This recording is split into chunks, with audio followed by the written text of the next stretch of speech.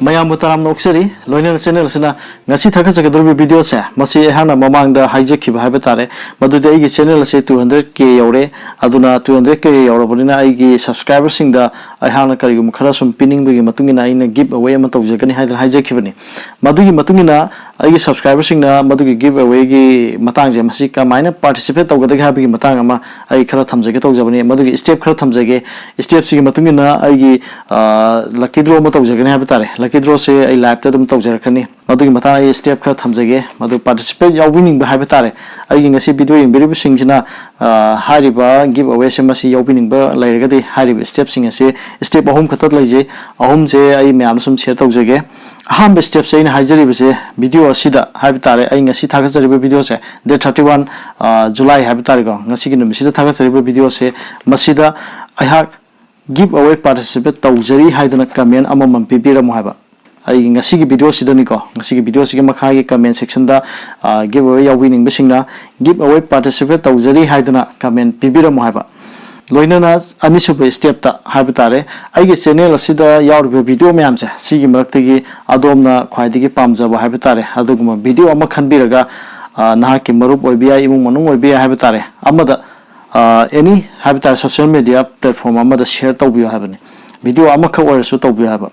aduga ahemba tawdumudi sai sai gi apamba wakhalon dole jar hana dei sumya amana share tawbirakli ko adu sigi step sigoina step anisuba jari bise video myam maraktagi video ama share tawbiyo habani loinana aroiba step ahum subuje masina kaino haiba matamda ahamba step ta hajakhiba haiba tare ngasi gi video comment pikhibodo adugi screenshot ama aduga anisuba step to gi haiba tare somna video ama share tawbibodo adugi screenshot amaga haiba screenshot ani se aigi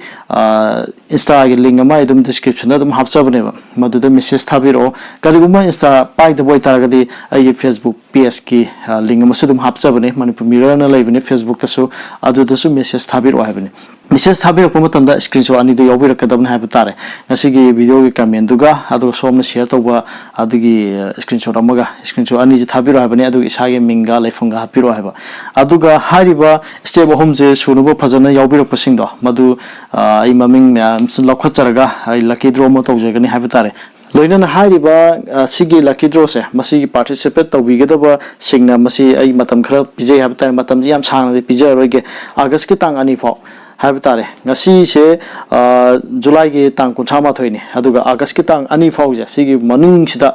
hariba step sing solution biraga thabir pasing do modu ko lokhachagane haba tare august ki tang ani gi matung tang ahum de ai gi ngasi gi video se masi gi comment lairi basing ja masi ju comment sai disable adum thamjara ani haba tare haba de matung da ai yaujare haba de matam do hendo khar matung da tawraga de modu lokhacharo haba tare tang ani phog manung da tawbiro haidan haijari akhoi gi august ki tang manga se masi gi numidang pung 8 taba matam dai live thajarke madudai lucky draw lokhachagane haba tare hari basing ase hariba step 3 do step ahum do suno tawbirak pasing adugi maming matha do ai adumai tawga lucky draw ochagadabne haidan haijari loinana hariba ngasi video asi yengbiri basing nausing marakta give away si participate tawbining balergadi hariba step sing adu tawbi haidan haijari video asibu meng tabiriba khwaipur mu channel sina haninga leitana thagal phungdoksari kanglei pa imana yai fare